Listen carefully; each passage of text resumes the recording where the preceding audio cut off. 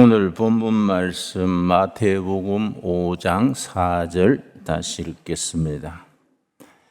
애통하는 자는 복이 있나니 그들이 위로를 받을 것이며, 헬라어 성경 원문에는 복이 있도다 애통하는 자들이여 그들이 위로를 받게 될 것이다, 그렇게 되어 있습니다. 복이 있도다가 헬라 말로 마카리오입니다. 마카리오이 복이 있도다 애통하는 자들이여 그들이 위로를 받게 될 것이다. 참 쉽고도 어려운 아주 참 중요한 말씀입니다. 그냥 얼핏 듣기에는 애통하면 복이 있다, 위로받는다, 슬쩍 지나갈 수 있는 말씀이지만은 그 속에 담겨진 영적인, 정신적인 의미는 무궁무진합니다. 애통한다는 말은 슬플 애자, 통자에 고통할 때 그 통자를 씁니다.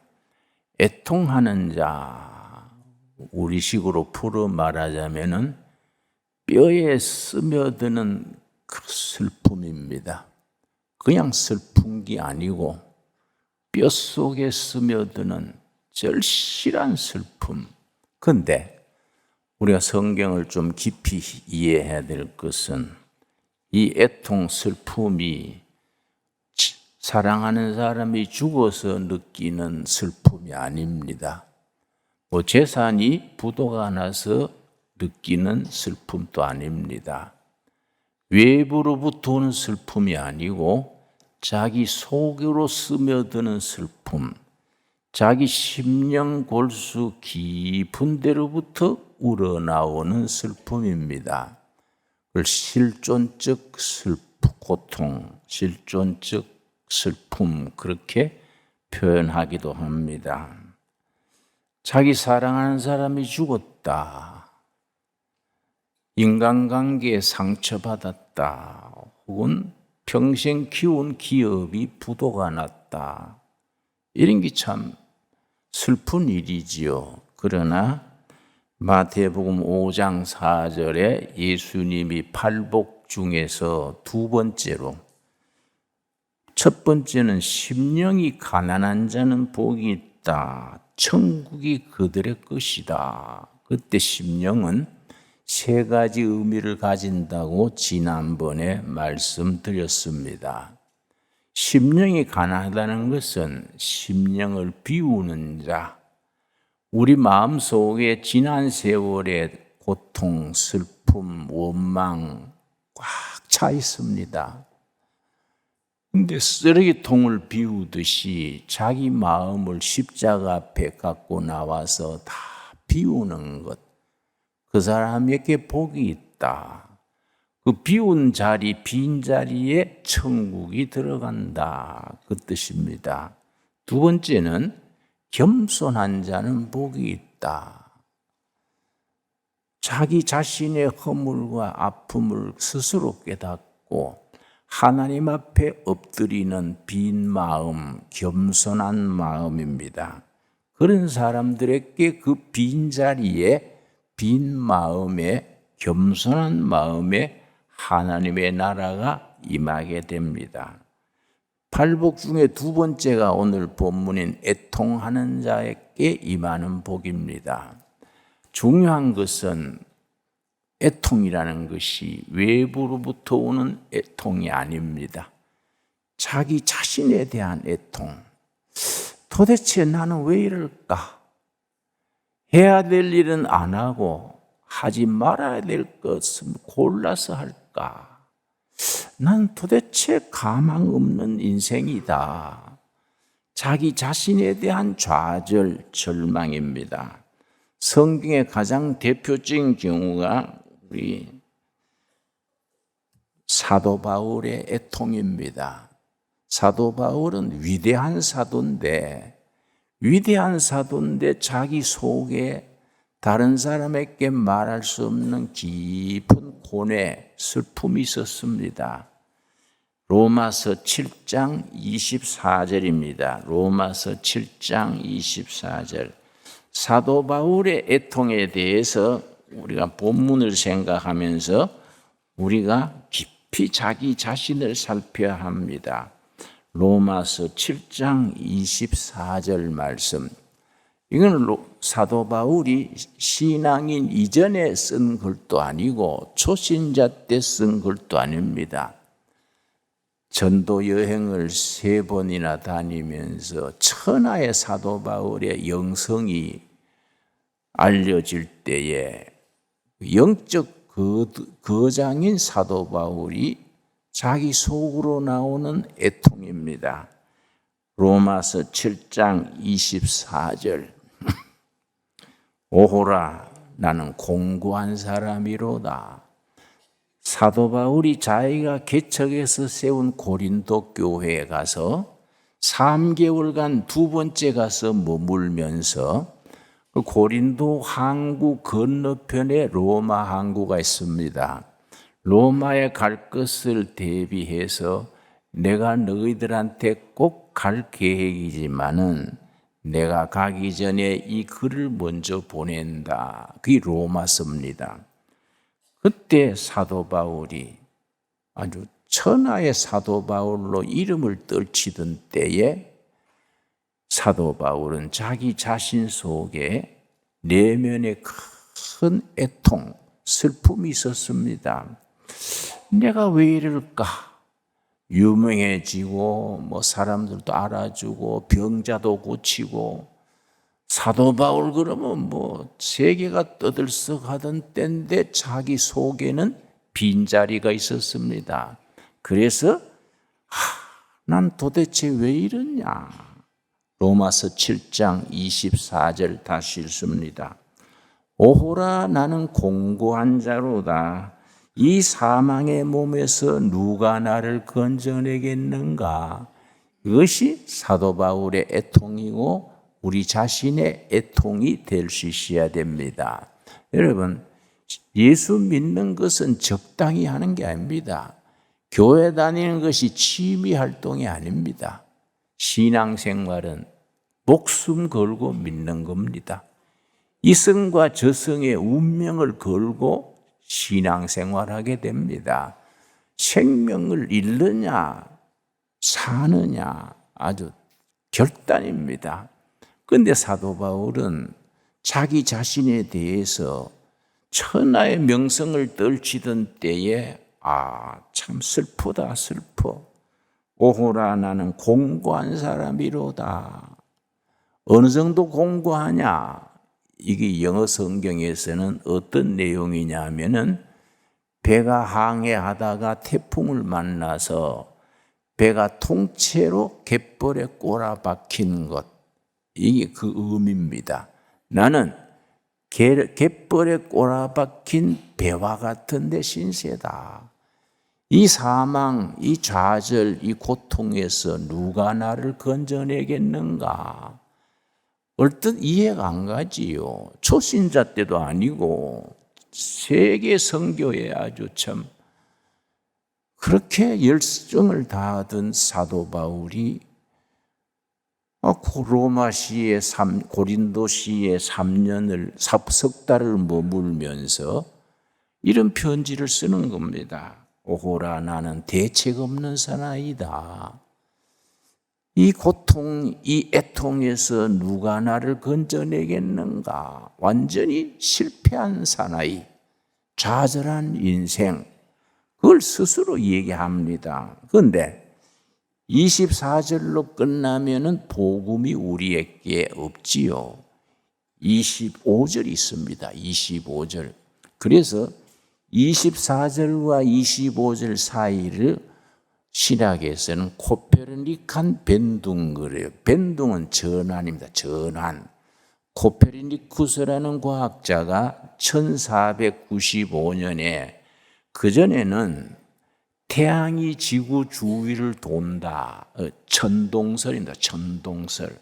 지구는 그 자리에 가만히 있고 태양이 돌아간다. 그동 캐톨릭 교회나 그 당시의 과학이나 상식은 천동설을 주장했는데 만일에 누가 코페르니쿠스처럼 아니다, 태양은 제자리에 있고 지구가 태양 지위를 돈다, 이건 지동설입니다. 그래서 코페르니쿠스가 종교 재판을 받았습니다. 그대는 왜 무엄하게 하나님의 창조 질서를 그렇게 무엄하게 비판하는가? 태양이 지구 주위를 도는 것이지 무슨 지구가 태양을 돈다 그런 해괴한 소리를 하는가? 그래서 아주 종교 재판에까지 해부됐던 아주 중요한 겁니다. 그러니까 코페르니쿠스적인 대전환, 천동설에서 지동설로 바뀌는 큰 전환. 그래서 로마서 7장 24절과 25절 사이에 그런 큰 대전환이 있습니다. 24절에는 나는 참 대책 없는 사나이다.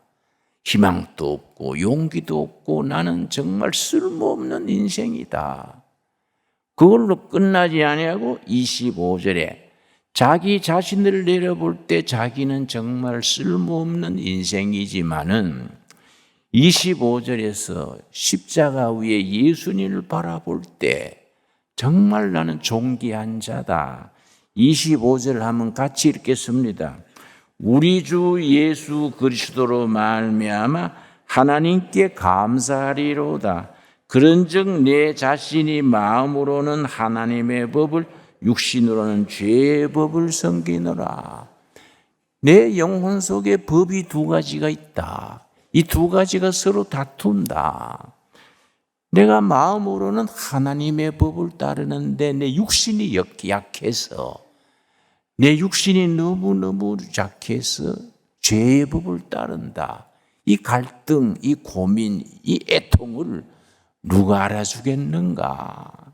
그런데 그리스도로 말미암아 희망이 있다. 우리 주 예수 그리스도로 말미암아 하나님께 감사하리로다. 참 우리에게 주는 중요한 교훈입니다. 우리가 그런 바울의 애통을 생각하면서 우리 자신도 십자가의 예수님, 부활하신 예수님을 바라보고 용기를 얻고 새 출발할 수 있게 되기를 바랍니다. 시편 51편에는 다윗의 애통이 있습니다. 왕중왕이고 위대한 왕으로 손꼽히는 다윗이 아주 파렴치범이 범하는 죄를 지었습니다. 그래서 그걸 회개하는 시입니다. 시편 51편. 시편 51편이 얼마나 유명하냐 하면은 전 세계 역사에 많은 회개 문학이 있었는데 인류 역사상 회개 문학으로는 최고의 문학이다. 그래서 시편 51편이 최고의 문학, 회개의 문학으로 손꼽습니다. 51편 1절 하나님이여 주의 인자를 쫓아 내게 은혜를 베푸시며 주의 많은 긍휼을 따라 내 죄악을 지워주소서. 다윗 왕이 우리아의 아내 바세바를 범하고 난 뒤에 나단 선지가 그걸 규탄 없이 규탄했습니다. 그때 다윗이 하나님 앞에 꿇어앉아서 금식하면서 지은 시가 시편 51편입니다. 7절 말씀 7절 시편 51편 7절 우슬초로 나를 정결하게 하소서. 내가 정하리이다. 나의 죄를 씻어주소서. 내가 눈보다 희리이다. 내 영혼, 내 양심, 내 정신을 씻어주십시오. 내 힘으로는 어쩔 수 없는 이런 내 약한 사람을 성령께서 씻어주십시오. 그리고 10절입니다. 시편 51편 10절 하나님이여 내 속에 정한 마음을 창조하시고 내 안에 정직한 영을 새롭게 하셔서 우리 자신들의 고백이 될 수 있어야겠습니다. 내 이렇게 때묻고 구정물같이 흩어진 이 상처받은 마음을 명경주수, 아주 밑바닥까지 환히 들여다 보이는 물을 명경지수라 그럽니다. 내 영혼의 정한 마음, 명경지수 같은 깨끗한 마음을 허락해 주십시오. 내 안에 정직한 영혼을 창조해 주십시오. 절실한 자기 고백입니다. 17절이 크라이막스입니다. 17절 말씀. 하나님께서 구하시는 제사는 상한 심령이라. 하나님이여, 상하고 동의하는 마음을 주께서 멸하지 아니하시리이다. 하나님이 원하는 제사, 하나님이 원하는 헌신, 양 잡고 소 잡고 그런 제물을 원하는 게 아니다. 하나님은 자기의 상한 마음, 통회하는 마음을 원하신다. 상한 심령을 영어 성경에는 broken spirit, 깨진 영혼, 내 영혼 깨진 영혼을 고쳐주시옵소서. 통회하는 마음을 멸시하지 마시고 내 영혼, 내 마음, 내 사람을 본질에서부터 고쳐주시옵소서. 그래서 세계 최고의 회계 문학으로 그렇게 인정받습니다. 우리가 하나님 앞에 가져 나오는 헌금 얼마 냈다, 11조 냈다, 그 이상으로 브로큰 스피리트, 우리 깨진 영혼, 자기의 대책 없는 자기 모습을 있는 그대로 하나님 앞에 갖고 나올 수 있게 되기 바랍니다. 그 자리에 하나님께서 용서의 손길을 펴시고 성령으로 위로하시고 새로운 힘을 주십니다. 우리가 그런 다윗의 애통하는 마음, 그런 마음이 우리에게 필요합니다. 예수님의 수제자 중에 수제자 베드로도 마찬가지입니다. 예수님 앞에서 다 배반할지라도 나는 목숨 걸고 주님을 지키겠습니다. 그랬을 때 그날 밤에 여종 앞에서 벌벌 떨면서 3번이나 예수님을 부인했습니다. 그냥 부인한 게 아니고 저주하며 부인했습니다. 그런데 예수님이 하신 말씀대로 네가 그렇게 말하지만은 오늘 달 울기 전에, 새벽달이 울기 전에 네가 3번 나를 부인하리라, 그 말씀하셨습니다. 마태복음 27장입니다. 우리 다 같이 마태복음 26장 57절입니다. 마태복음 26장 57절에 베드로가 정말 얼마나 비겁하고 졸렬하고 그런 사나이가 됐는가 아주 구체적으로 나옵니다. 마태복음 26장 57절. 예수를 잡은 자들이 자기를 끌고 대제사장 가야바에게로 가니 거기 서기관과 장로들이 모여 있더라. 자, 베드로가 어떻게 했습니까? 58절을 우리가 깊이 생각해야 됩니다. 베드로가 멀찍이 예수를 따라 제사장의 집들에까지 가서 그 결말을 보려고 안에 들어가 하인들과 함께 앉아 있더라. 예수를 멀찍이 따라가서, 여러분, 베드로가 머리 굴리는 소리가 들릴 정도지요? 바짝 따라가면 위험하고, 너무 멀리 있으면 예수님께 미안하고, 어느 정도 따라가야 위험하지도 않고 체면도 세울까? 베드로가 멀찍이 예수를 따라가 그렇게 통박 쓰는데 얼마나 피곤했겠습니까? 멀찍이 따라가서 모닥불에 손바닥 쫓고 있었습니다. 그 나라는 밤 되면 춥습니다. 낮에는 뜨겁고 밤에는 기온이 급강하여서 춥습니다. 그 제사장 바야바 집 마당에 불 피워놓고 있는데 거기에 스승은 잡혀가지고 지금 구박당하는데 목숨 걸고 지키겠다는 베드로는 손바닥에 불 쫓고 있습니다. 여러분, 우리 심령의 불이 꺼지면은 세상 불 쫓는 겁니다.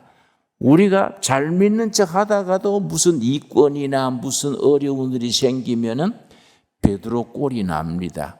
멀찍이 예수를 따라가서 마당에서 손바닥으로 불 쫓고 있었습니다. 그때 예수님을 3번이나 부인했지요.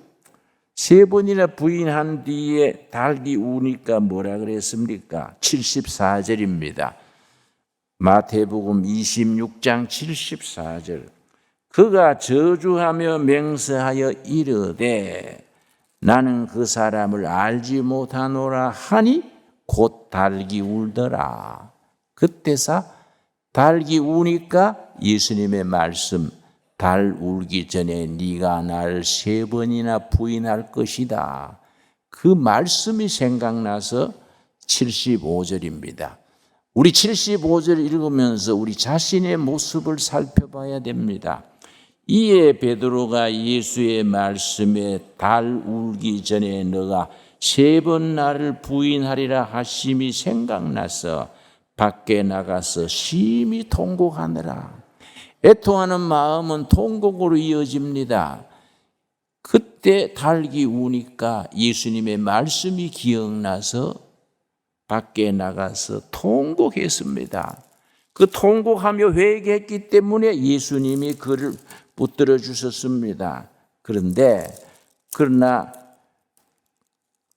가룟 유다는 어떻게 했습니까? 가룟 유다는 스스로 뉘우쳐서 27장입니다. 마태복음 27장. 이게 베드로도 가룟 유다도 예수님을 배반했던 것은 같은데 끝이 다릅니다. 베드로는 예수님의 말씀이 생각나서 슬피 울며 통곡하면서 회개했습니다. 그러니까 제자 중에 제자가 될 수 있었습니다. 그러나 예수님의 12제자 중에 제일 똑똑했던 제자가 가룟 유다입니다. 제일 똑똑했기 때문에 재정을 맡았지요. 가룟 유다는 요즘 말하면 운동권 출신입니다. 예수님을 왜 따랐느냐? 예수님의 그 슈퍼 파워를 이용해서 로마로부터 독립해야지 이 생각하고 예수님을 따랐는데 실제 다녀보니까 예수님은 거기는 전혀 관심이 없고 내 나라는 하늘에 있느니라 뭐 이러고 나오니까 에이 필데없다 하고선 팔았지요. 팔고 난 뒤에 어떻게 했습니까? 27장 3절 말씀. 그때 예수를 판 유다가 그의 정죄됨을 보고 그 다음 뭐라 그랬습니까? 스스로 뉘우쳐. 양심이 있어서 스스로 뉘우쳐. 5절 말씀. 유다가 은을 성소에 던져놓고 물러가서 스스로 목매어 죽은지라. 가룟 유다에게는 스스로라는 말이 2번 따릅니다. 스스로 반성하고 스스로 뉘우쳐서 스스로 목매 죽었습니다. 그런데 베드로는 예수님을 배반했던 건 마찬가지인데 예수님의 말씀이 기억나서 밖에 나가서 심히 통곡하면서 회개했습니다.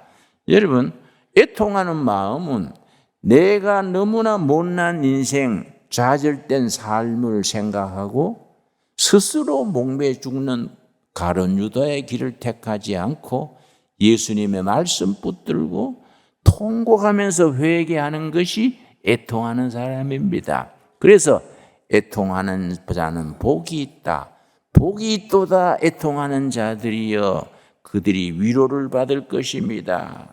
여러분, 성경 누가복음 15장에 보면은 정말 애통했던 탕자의 비유가 있습니다. 누가복음 15장 다 같이 찾겠습니다. 나는 우리 신광두로의 성도들이 정말 탕자의 비유에 나오는 둘째 아들, 아버지 유산을 받아가지고 허랑방탕하고 그렇게 흥청망청하던 가룟 유다 탕자가 돌아오는 본문입니다. 나중에 돈 떨어져, 애인 떨어져, 친구 떨어져 다 떨어지고 나니까 길이 없어 어떻게 했습니까? 자, 16절 말씀. 누가복음 15장 16절. 그가 돼지 먹는 쥐염 열매로 배를 채우고자 하되 주는 자가 없는지라. 돈 떨어지지요, 친구 떨어지지요, 다 떨어지고 나니까 배를 채울 길이 없어서 돼지 운막에 가서 돼지 치는 데서 먹고 살았습니다. 그러나 그 돼지 열매도 쥐염 열매도 주는 사람이 없는지라. 17절입니다. 우리가 정말 애통하는 마음, 하나님으로부터 임하는 위로와 평강을 얻으려면은 누가복음 15장 17절 말씀, 돌아온 탕자의 마음을 우리가 배워야 합니다. 17절. 이에 스스로 돌이켜 이르되 내 아버지에게는 양식이 풍족한 품꾼이 얼마나 많은가.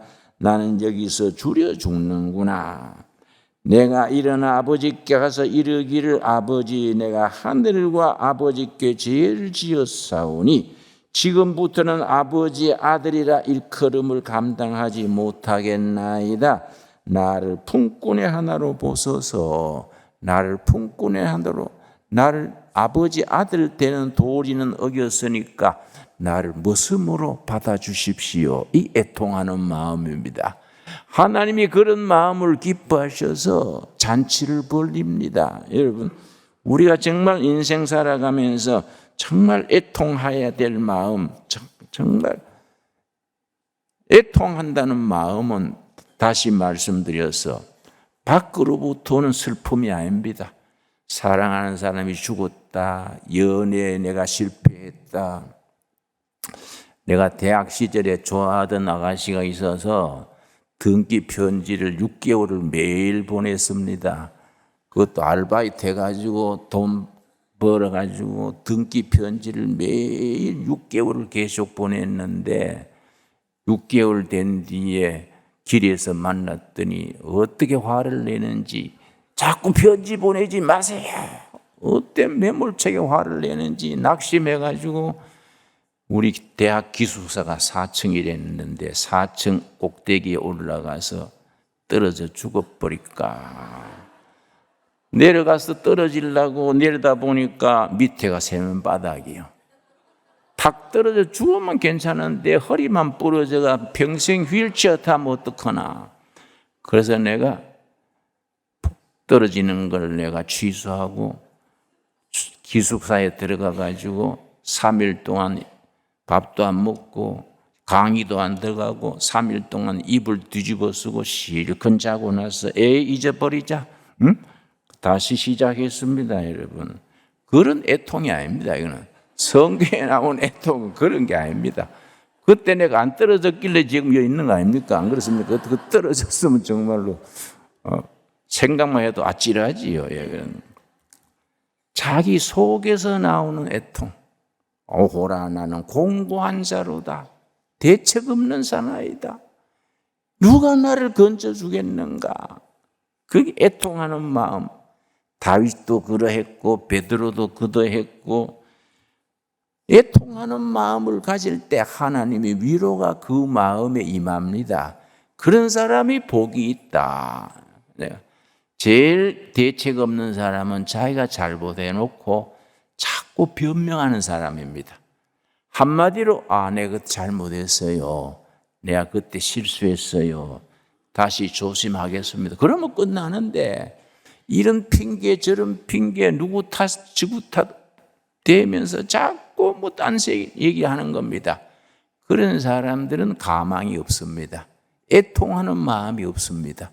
자꾸 다른 사람 탓을 하고 변명을 하고 구실을 갖다 대는 사람들은 영적으로는 가망 없는 심령입니다. 자기 자신의 허물을 끌어안고 내가 왜 이럴까?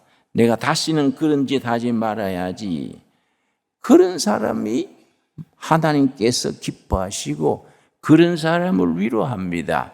오늘 우리가 진정한 애통하는 마음을 받을 수 있게 되기 바랍니다. 여러분, 성경에서는 하나님께 인정받는 사람, 하나님께 인정받는 사람이 거기 하나님의 일꾼으로 세워집니다.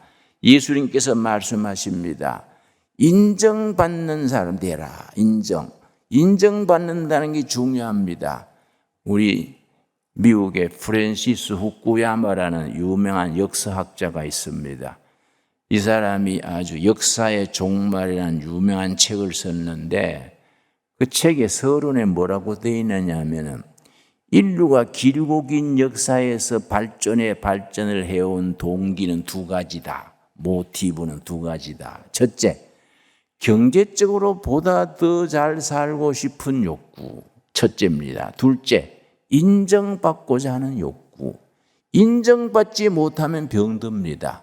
인정받지 못하는 아내는 우울증에 걸립니다. 자식들이 부모로부터 인정받지 못하면 자기 자리를 잡지 못합니다. 그런데 우리는 하나님 앞에 인정받는 영혼들이 될 수 있게 되기를 바랍니다. 인정받게 되는 길이 뭐이냐? 자기 허물을 스스로 통회하고 애통하는 자. 내가 정말로 하늘을 우러러, 아까 탕자의 비유 뭐라 그랬습니까? 자기 아버지께 돌아가서 뭐라 했습니까? 아버지여, 내가 하늘과 사람에게 죄를 지었습니다. 나를 아들이라고 생각지 마시고 모습으로 받아주십시오. 아버지가 잔치를 벌려가지고 그 아들을 맞아들였습니다. 여러분, 탕자의 비유는 우리 자신에게 주시는 말씀입니다. 우리 지금까지 잘못 살아왔던 것 다 돌이키고 애통하는 마음으로 하나님께 되돌아와서 하나님께 인정받는 우리가 될 수 있기 바랍니다. 마태복음 10장 32절에서 그렇게 말씀하십니다. 마태복음 10장 32절 말씀에 우리가 이 세상에서 인정받지 못하면 그 마음에 애통하는 마음이 생깁니다. 천하에 나는 인정받지도 못하고 알아주는 사람도 없고 인정해주는 사람도 없고 쓸모도 없는 인생이다. 그래서 거기 마음에 병이 듭니다. 그 병이 깊어지면 두 가지로 나타납니다.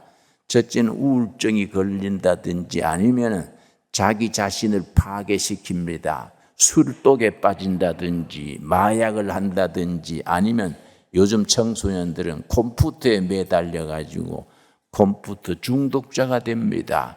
그 출발점이 어디서부터 되느냐?